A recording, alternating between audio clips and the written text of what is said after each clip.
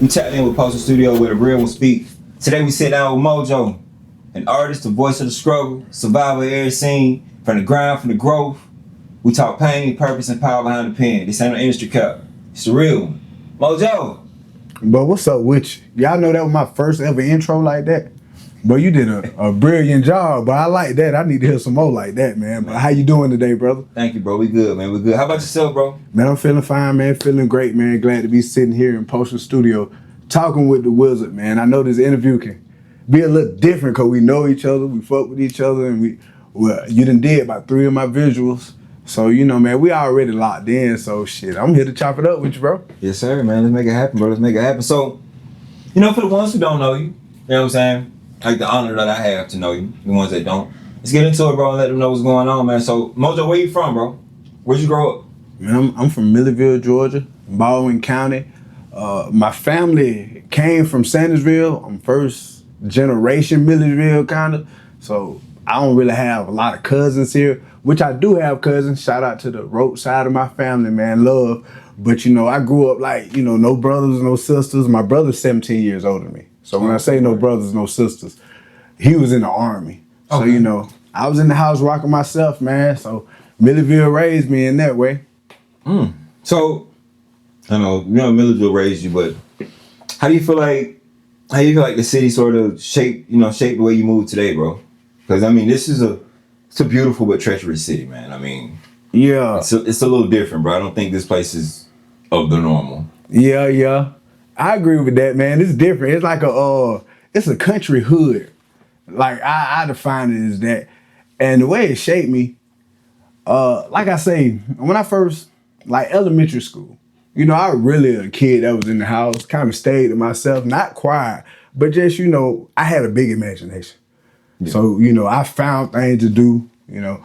But I went to Davis Elementary. And if you're from Milledgeville, you know Davis Elementary is dead center in Body Project. So, and ain't nothing wrong with being from the projects, but you got to know your element. And I think that's the first lesson I can say I learned, like being from Milledgeville. Like those kids, you know, they weren't as sheltered as me, man. Some of them kids seen some stuff, some guns pulled, some transactions, some violence that I probably hadn't seen yet. So at Davis, looking back at it, I can say it was some kids that came to school wearing that on their back. You know, you feel me? With wearing what they seen on their back. So, you know, you got to learn how to move with certain characters, who to interact with, how to interact with people, and I think I learned that real early on. Yeah, man. I mean, some people don't know what it's like to go to school in the middle of the hood, bro. Man, I'm telling you, some people don't understand that, man. It's a different ball game. It's a different environment for sure. Yeah. It really is, man. It really is. And you know, so, and it seems like your outlet is your outlet in creativity is really pushed through your music. So, with that being said, when did music really become like real to you, bro? Like when did it become something that you liked and it was just something that you had to do? I can tie this into like just growing up in, you know, going to a school in the hood and then going to Oak Hill Middle School when everything just combined. And most of the schools in the hood anyway, I don't know why. Back then, there's a few schools that was in the hood. And Oak Hill, let's combine all the hoods. You feel what I'm saying? So when I really got serious about it, I think it was a transition from like survival with janking. If you're from Milledgeville, if you know what janking is, when you just talking shit, man. Somebody on your mama jokes, whatever you want to call it. It come from janking. And I think I went to camp in 6th grade, NYSP camp, and shit, I could jank like hell. People already know that about me from years ago. When I got to camp, it was a guy named Champ, and he used to battle people in the morning. And I love music, you know, from a young age too.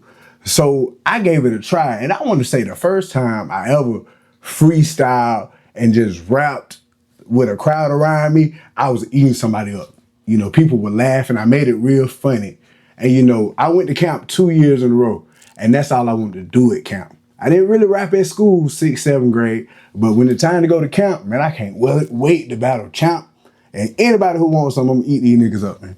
Every day I went to camp listening to Ludacris. I want a diamond in the back, sunroof top, And I don't know, that just really got me in the mode. But the switch gears, what got me serious about it is my 8th grade year, my granddaddy actually passed away, right?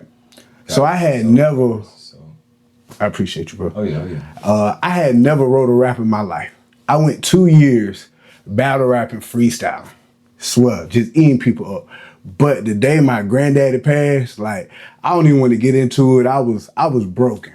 But what I did do, I walked to my father's house, and all I had was a notepad and a pen. And from my house to my father's house, I wrote my first rap. You feel me? It was called Circle of Life. And my family actually know that song. One of the only songs they know. But you feel me? But like Circle of Life, I really connected with my family, and that's where the expression come from. Like at first, I think it was just survival, want to be popular. You know, people thought it was cool, I was spitting, but when I wrote Circle of Life and my granddaddy passed away, that's when it like turned into like an outlet, like an expression of like, bro, I don't know, like therapy. That was therapy, and it just continued from that day. And you know, my granddaddy never heard one of my songs. My granddaddy don't even know I rap. But him passing is what made me actually put that pen to the paper. You feel me? Yeah, man. You know, traumatic events really bring out the best in people. You know, folks don't understand that. Traumatic events really bring out the best in people. It makes a difference. You know what I'm saying? Because a lot of folks would think and say PTSD is a wrong, you know, is a bad thing. Yeah. But it's not really. It really depends on how you spin it. Because sometimes if you don't go through anything, how will you prepare for what you gonna go through? Exactly. I feel that. I absolutely feel that. Like and then what I tell my people all the time, like if you don't think everybody traumatized in their own way, you being crazy, bro. Yeah. Like if you think like everybody go through things and people go through different levels of stuff at different times in their life. But if you don't think that, like, everything shape us from how we watch our parents talk to the other parent, to what we seen at school, to what we watch on TV, to the same way our kids, whatever they see on the tablet, they go by 5 seconds at a time, they enter in their mind so quick that they can't sit the fuck down. Like the same way we soaked in stuff, like the bad, the good. So everybody got their trauma, man, but it's how you build on it. Like that may be your foundation, but what did you build on top of that motherfucker, you know? And I don't want to expose my age and stuff, and I'll just touch back on what you said about the kids. Like, yeah, if you look at it, man, we came from Sunday morning cartoons. Yeah. If you wanted, had to be there. Dragon Ball Z was big, and you had to be there on time. Yeah, not streaming. You couldn't stream it. You had to catch it. These kids now, bro, they get information so quick. Everything they're exposed to everything. Because back in the day, literally, man, you remember like Toonami, stuff like that, right? Yeah. You had to go on Friday, bro, to watch it. Right, to see the Dragon Ball Z every Friday. And when you get to school on Monday, when you out there with your boys at recess, out there just talking, that's what y'all gonna talk about. These kids now, pull up on the phone. Okay.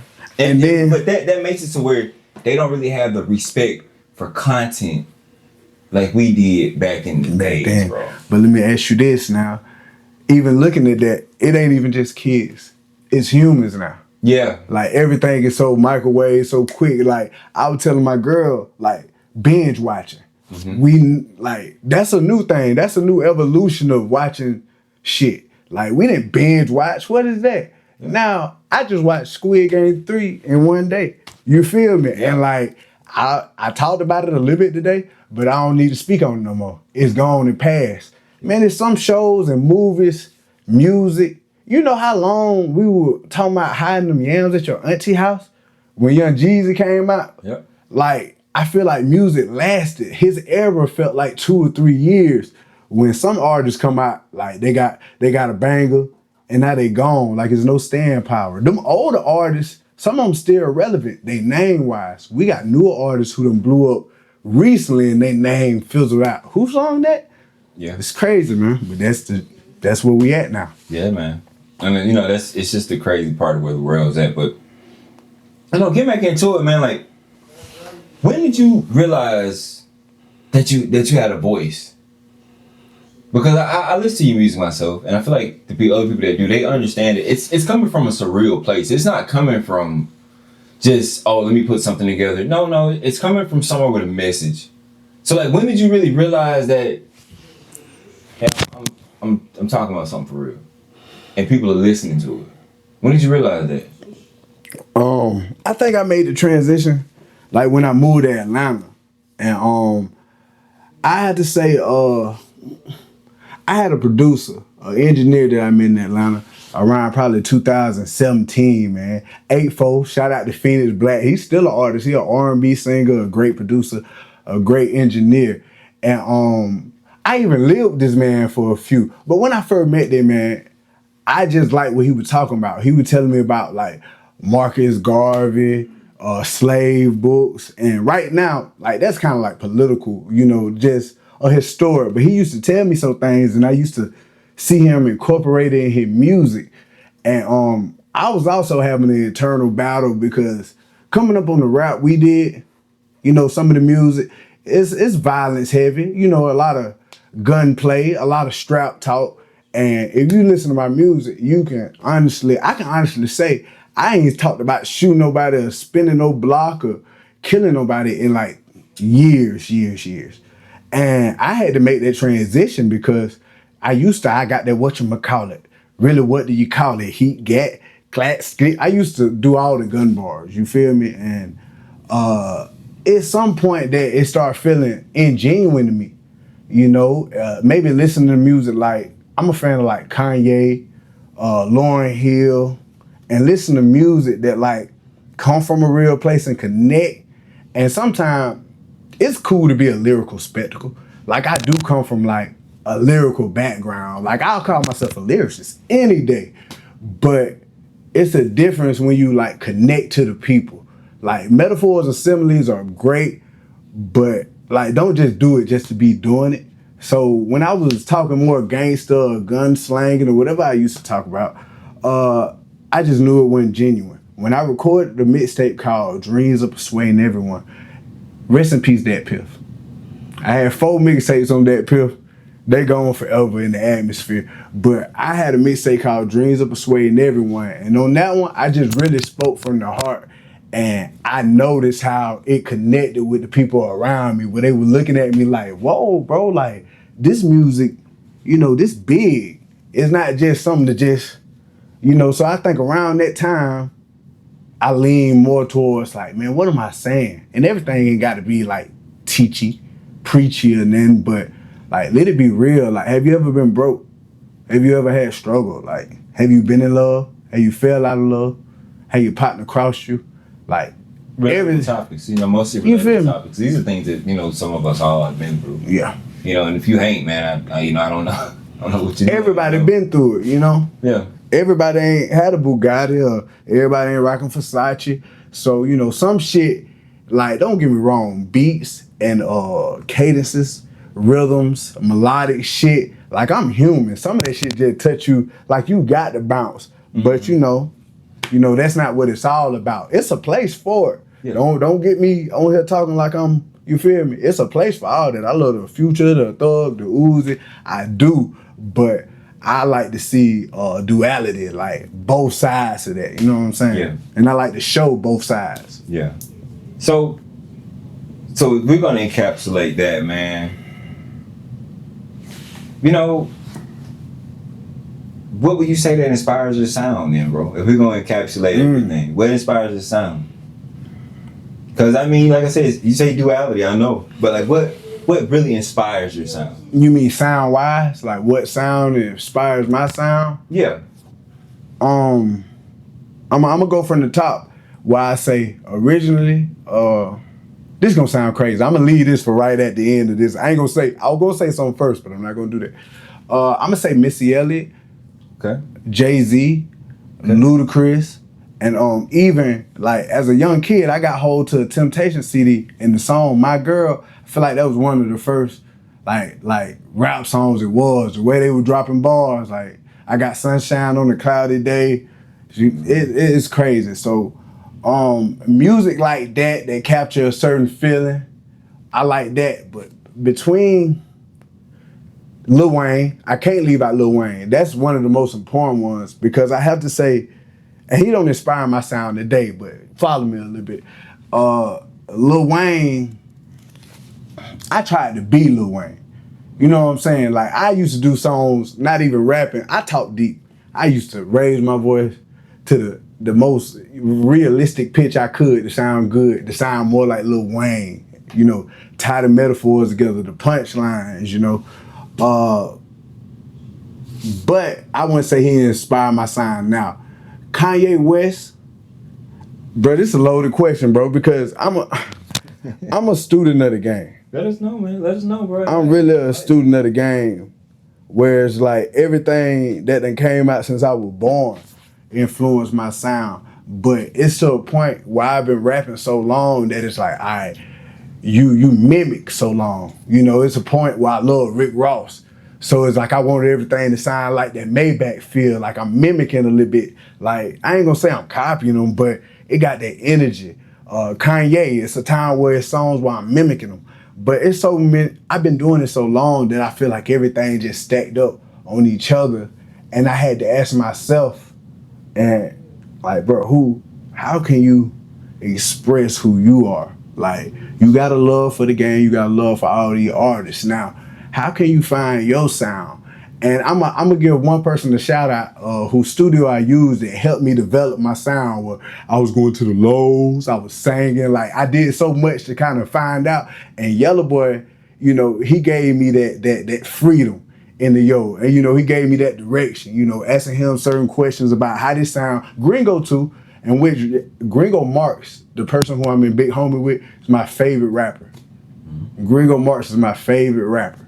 You know what I'm saying? But like getting their input on what sound good with my voice and not being so monotone. You feel me? Like the lows and the highs. So I don't know, man. Life inspired me. The rap game inspired me. My love inspired me. The world inspired the sound, man. So really the world, I feel like from what I took with that, the world really inspired. The world inspired my sound. Inspired my sound, man. And one thing I don't do at this point, I don't follow the trends. I like to be like a breath on what's going on, but when it comes to creating myself, like I want to keep that in mind, what like the club scene, what can go off in the club. I want to keep things in mind, but I'm not going to copy no wave, bro. Like we're trendsetters, bro. Like we're pioneers. I've been a pioneer. I never had to like copy. Like I draw, I write stories. Like I'm not just a rapper. And I never felt the need to mimic what nobody do. I'm, especially at this point, more confident in myself than I ever been because I've been Mojo so long. It just, hey man, we here. Yes, sir. Yes, we sir. Here. So, you know, you're in the studio, bro. Yeah. What does the creative process look like to you, man? Like, is it pen and paper? Is it freestyling? Like, what are some of the things you need to have in the studio with you? Like, you know, what's going on? And as well, like, you know, technology has evolved as well too. You used to have to always go to a studio, man, to get some stuff done. But now, bro, it's as simple as an interface and a damn iPad. Man, I'm telling you, bro. You know what I'm saying? So, like, you know, what's your process, bro? My process is a good blunt, you know, some of that good gas. I like to, you know, just elevate my mind a little bit. And I just turn on beats.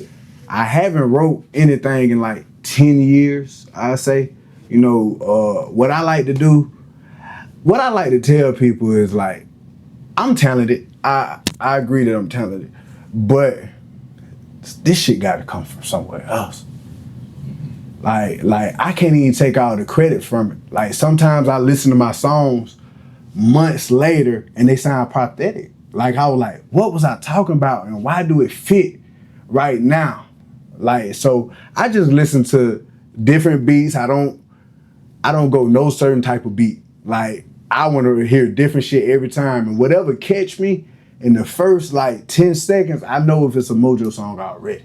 I already know if I got a hook for it. So, you know, and after that, you know, what I used to do, I used to store my songs. Like I'll write like 3 or 4 or 5 songs in my head. Now I'm using right, like metaphorically. I used to like get 4 or 5 songs and they be studio ready. So when I come to the studio, hey, load the beat up, because I just didn't, I know people who punch in, come to the studio, maybe book 4-hour session, have the beat and have an idea, but plan to work it out in the studio. Me and big homie, Gringo, we never worked like that. So I never really understood that process. It's a point that I was almost scared of that process because it's like my partner Zola Rock, Young Goat. Like I've seen this man punch in a whole song and it don't lack nowhere. Like his bars weren't lacking, his cake like, and I'm like, wow, that man sat here and did that in front of us. And I seen that years before I even thought about doing it. You know what I'm saying? So that shit just blew my mind. And I met other rappers, Big Boobie. I seen Big Boobie come in here and goddamn, da-da-da-da-da. And I'm like, whoa, like that boy went crazy. And like I was scared of that process until I found BandLab. Now, I ain't gonna lie, if y'all ain't up on BandLab, if you a beginning artist, or if you just a veteran artist who want to stay sharp, and like I treat it like a notepad. I done did over 120 songs in BandLab in the last 6 months. And it's a good amount of songs, man. Yeah. And what I feel like is that gave me the freedom to like really explore my sound. I only dropped like 20 of them. But that freedom and just listening to myself and playing with different things, man, that's when I started utilizing finally the punch-in method. And I was so scared of it. But I fuck with it now though. I don't know. When I come back to the studio, you know me, bro. He done recorded a lot of my songs. You know I'm probably gonna be ready. Like you probably can't even imagine me saying, all right, let me just think for a minute. That ain't what I do, bro. I come in to do the song about 15, 20 minutes to get the fuck on. You know what I'm saying? But I ain't mad at the punch-in method, you know? So my process, you know, that's my process. Everything I just said. Yeah, some folks out there, you know, you gotta find what works for you, bro. Yeah, you definitely do. You know. So switch gears a little bit right here, man. Yeah. So, you know, you speak on real life, you know, in your music majority of the time. Right. How do you keep your message true, man? Like, why the industry awards that fake stuff? Because, I mean, it's a lot of, you know, it's a lot of different stuff going on, man. It's a lot of fake images and stuff. Like, man, how do you stay true to yourself, bro, throughout all this? I mean, it's not hard staying true to myself because I've never been like a follower. I've always, you know, just stepped to the beat of my own drum. And what's cool, you know, what's cool for them can be cool for them. I'll check it out, you know. But if it ain't my thing, I'm not gonna pretend it's my thing because it's the thing for everybody. And it's about loving yourself in a way. Like I have my own interests, you know, own things that I like to do, watch that everybody may not be into. You know, I may watch shit that just not your cup of tea or listen to shit that not your cup of tea. And we have to learn to be fine with that. We have to even learn to cherish the differences in each other. Like, cause when we come together, it just make us greater. I may not like when it comes to collabing with other artists. This is one thing I want to say. Like, staying true to yourself is important. It's sometimes people, I want to do songs with folks, and they be like, all right, man, I'm gonna make something for you. Man, don't make nothing for me. Like, do your expression. Like, do what you do best, and then when I hear it, I'm gonna do me.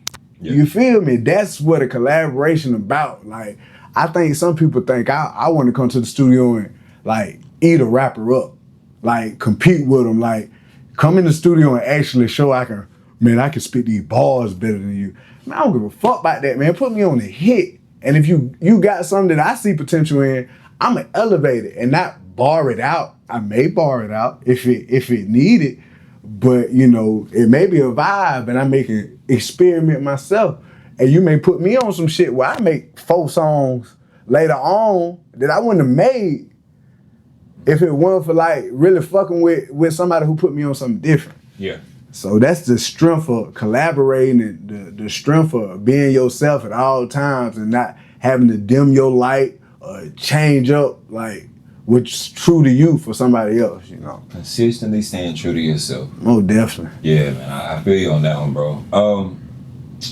So what's one thing that you feel like, you know, the fans or the people got you sort of misunderstood on, bro? Man, some of my greatest supporters, you know, I'm talking about some of my greatest supporters. What they'll do is like, you know, they'll give me props and break my heart at the same time.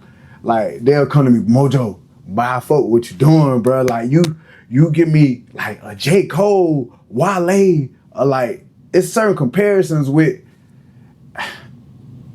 I don't know what I come off as, but I feel like I have a sound that goes everywhere, and when people, I be wondering what song are you listening to, and that's why I have to switch up. I'm more a project guy, man. Do you listen to albums still? Yeah. Oh yeah. Most definitely.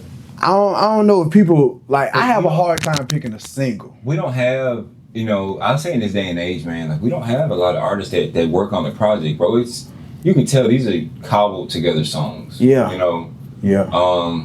And more respect to Wayne. A lot of respect for just doing what he want to do with it. Let's be honest, from what we heard last time, like there's the hip hop world and the rap world has lost the beauty in albums. Cause it's not a lot. No, like, you don't have to have a good album to be a top selling artist. Yeah, but like let's say we sit in the music. Okay, like Kendrick. I always can bring up Kendrick. Good Kid, Mad City. Yeah, class. From top to bottom. From top to bottom. It's a full story. Man. From top to bottom. And good and a good flow to it. Yeah. Like he's talking that, but Section 80. Like a lot of stuff, a lot of people don't work. And I don't even, let's say if we go into the softer vibe, Drake. That boy was putting together albums. Man, I'm telling you. And then his albums, you look back and like you define him a little bit by these moments. Mm-hmm. And it just don't happen like that no more. Like, I don't know. Let me see. And I ain't shitting on nobody, but I'm just making a point. And the people confirm with me. What was Boss Man D-Lo album called? I don't even remember. Glorilla on her second album. I think that was called Hallelujah. Cause Glorilla be going off. Like I said, I ain't throwing no shade, but I'm saying the bodies of work will not last on like a Carter 3 did, like a Paper Trail did, like like a even Thug Motivation, the official album. You feel me? Like that shit that you like, maybe CDs dying a part of it or something like that. Maybe the physical. A lot of shit move fast now, man. But like you gotta understand, like back in there, like if we're thinking about Paper Trail, like we're thinking about T.I., man, like you can remember where you was at. Man, Rebel for the hell of it. Never have to sell a brick again. Must I tell a bitch again? Yeah, I understand. Like even with Jeezy, I'm a heavy Jeezy fan. Yeah, bro. Like Gringo in too. Gringo ain't missing. He really just shaped the sound so much. But it wasn't just the sound; it was the fashion. That's true. It was everything. Now Playboy Cardi. True. For the new this is a wave that I'm missing that I'm very curious on because didn't Billboard some top platform give him Artist of the Year last year? I'm not mistaken, I believe so. But like you can look at it, man. Like there's a whole scene revolving around his aesthetic. Now I really get it, but sometimes like as an artist who done heard, who go back way to like Lil Wayne, Paper Trail and stuff, I listen to it and like the aesthetic and the sound, I don't get why all of it works so good. But I'm not hating on Playboy Cardi because I done heard some bops. But at the same time, it's a different era. The social media era is like very, very interesting. Yeah. One thing I was talking to my partner about is like, it's not even all about the music no more, man. It's about the story, the character, and like and when I say the character, I don't even mean, and which is a lot of characters out here that are very inauthentic. But I don't mean to be a character you have to like fake it or like play gangster, and then it's just like whatever you are, elevate that we gotta elevate that shit to the highest. Like the aura we give off, like that's your character. That's what's true to you. Just put it on a grander scale. You feel me? So yeah, most definitely. Yeah, most definitely, man. It's a lot. It's a lot going on out here, man. It's a lot, bro. It's a lot, man. So, let's speak on business, bro. Because it's not just music, it is the music business. Yes. Let's speak on business, man. So, as you grow, how you handling the business side, man? I mean, like publishing, ownership, branding. How are you handling growing something that's organic? My business up to the age of like, up to the last 4 years, it's really been horrible, and I could take, I take that on the chin because self-reflection. You have to do self-reflection to find out where you're lacking at to make it different.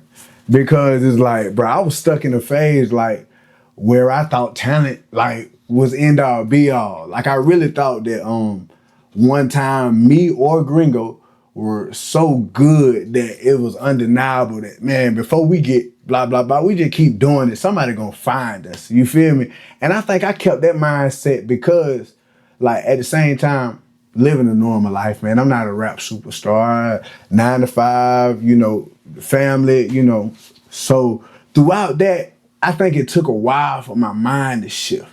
It's a lot of things I was ahead of the curve on, but just didn't understand how to monetize or like what was most important. One time, the music was most important. These bars, just like at these niggas' neck were most important.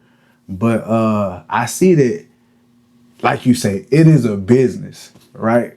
So in the last few years, my main goal, and when you say ownership, that's the plan. Like, I really want to work on building a platform myself as far as like YouTube or even my own record label, Mo Better Records, and really putting out something that not physical, but you know, all right, boom, you gotta buy the beat, you know, put the shit on where it need to be, get a good visual, like really put a push behind a product.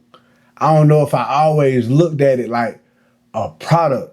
Like, I think I looked at it as like an abstract thing that was gonna capture the universe, but it's really like sales and promotion, and it's a lot of important things that I was not on that now, like I say, I got a lot of unreleased music, and people, I drop songs all the time, make people like, man, you give them too much. Like, I'm sorry, but you'll never understand. Like, I didn't fall in love with the rap business. I fell in love with like being an artist. So like when I do so many songs and release them, like I know a lot of people feel like, cause people fall in love with the attention. People will fall in love with the clout, the daps and the hugs. So when I constantly drop, I think people are like, man, he reaching, he still, man, he want people to goddamn watch him so bad.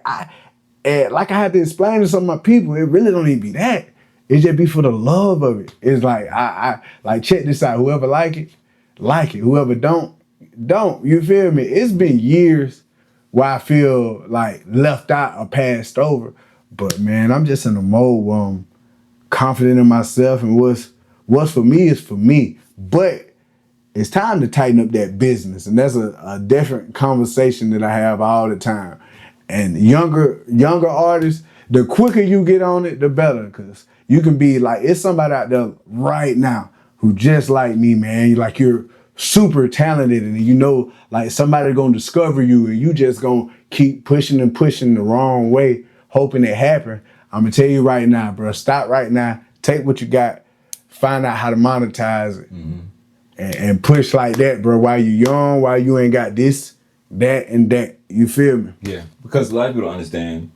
A lot of artists as well, because I work with a lot of artists. It's not just the music, bro. It is a music business. It's an industry. How can you profit off of what you're able to provide? It's not just, oh, let me go and do this song. Let me go do this little show. No.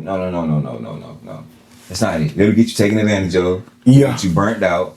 It'll get you tired, bro. And I've been through a lot of it. You feel me? Like, yeah, I understand, man.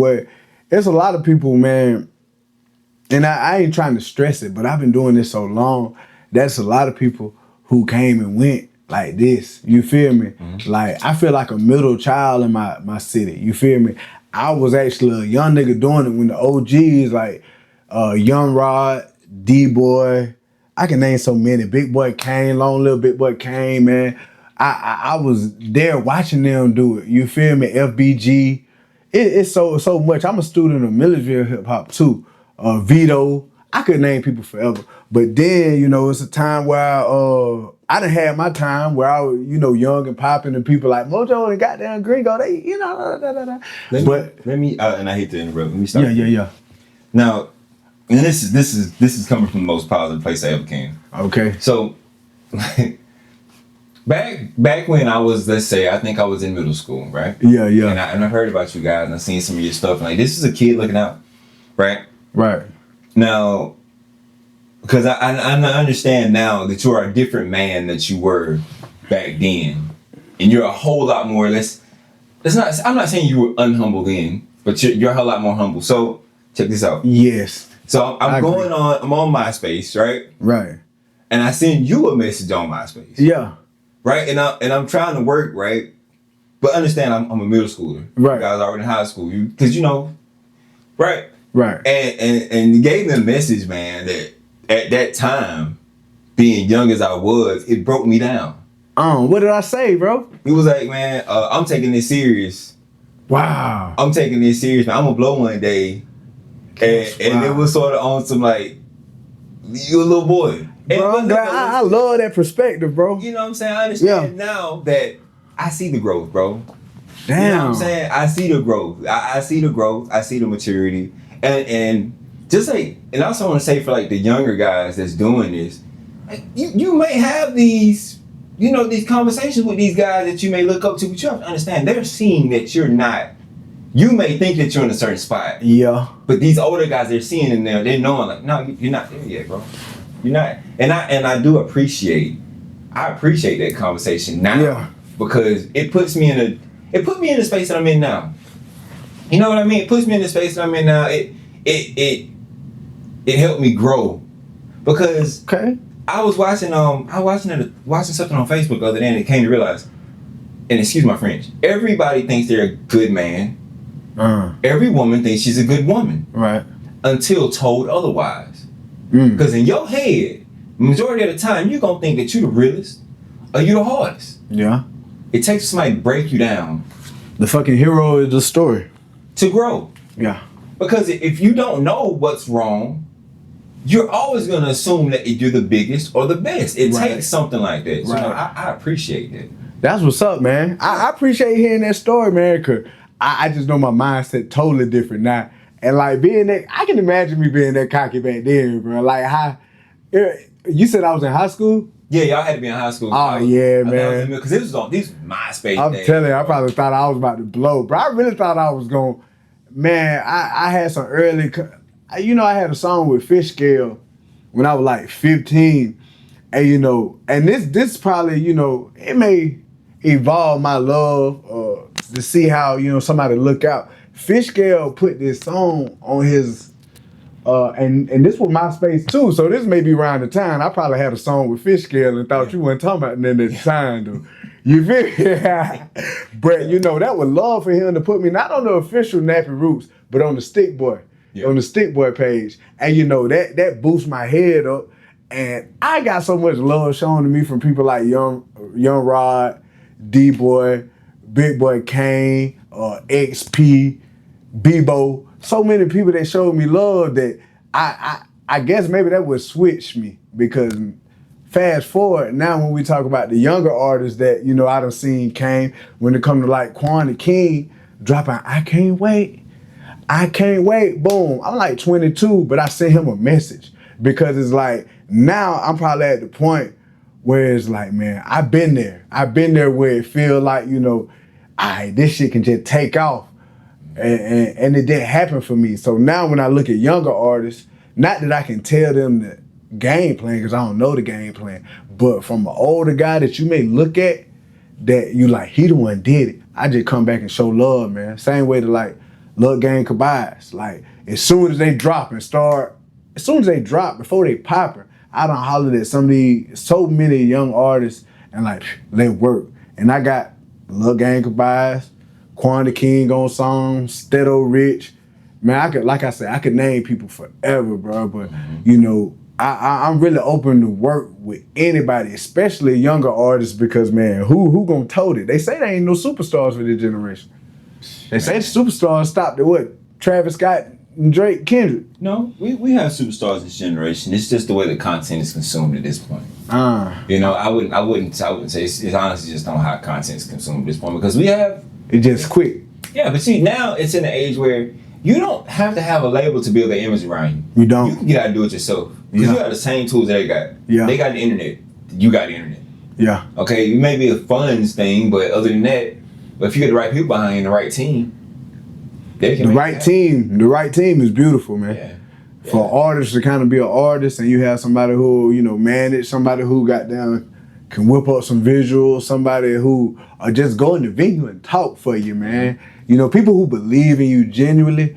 I'm not gonna say I I ain't gonna say I lack that, but it's like, I don't know, I haven't made a connection with mine. Like, it's people who showed me mad support, but man, I've always been I've always been a machine, man. If y'all heard of me because of me.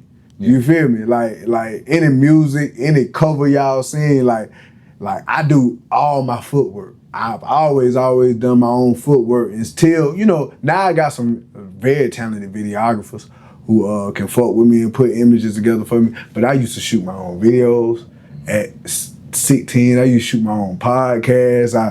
I done started recording people and put the music out. Like, you know, I never had nobody behind me, which it's all right, man, because I wouldn't be the Mojo I am today if it weren't for the journey that I've been on. But, you know, hey, I always been a one-man army, but a team is something that every artist need and that I'm obtaining right now, man. Shout out to Nikki Martin, Applying Pressure Management, man. I can't go the whole interview out without shouting out my girl, because she been putting in work for me, trying to get shows for me, making images, like really putting in the footwork. Any artists need promotion, please hit Nikki Martin up on Facebook, Applying Pressure Management. She been a great help to me, and she got that line in her. I'm telling you, man. So, you know, a team, you need it. Yeah, definitely need a team. The importance of a team is you know, part of none, bro. You gotta have that team, bro. You gotta have that team. No artist is just one person. Yeah, it's like a whole. You're looking at the face of the business, and it's just one band, one sound. Yeah. You know, we are Drake. Yep. We are Kendrick Lamar. You feel me? That's how it works. So, what can we be expecting from you next, bro? Like what are we expecting next? What projects are in the works, bro?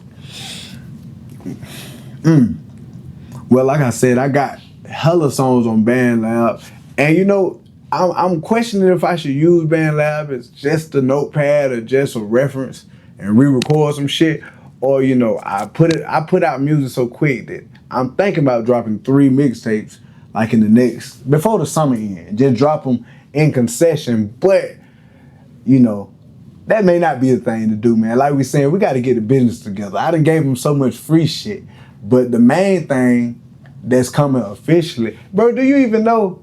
You know you recorded my album, don't you? My real studio album. Yeah.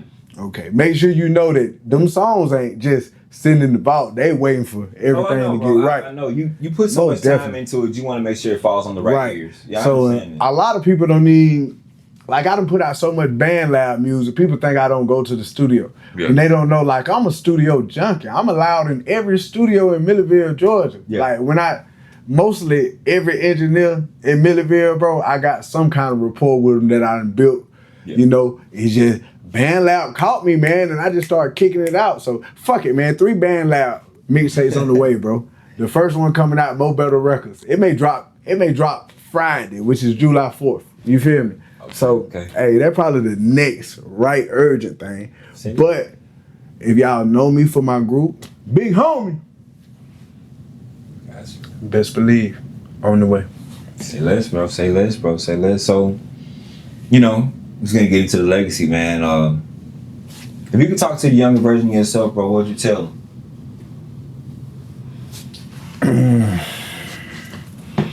I tell him don't be so friendly.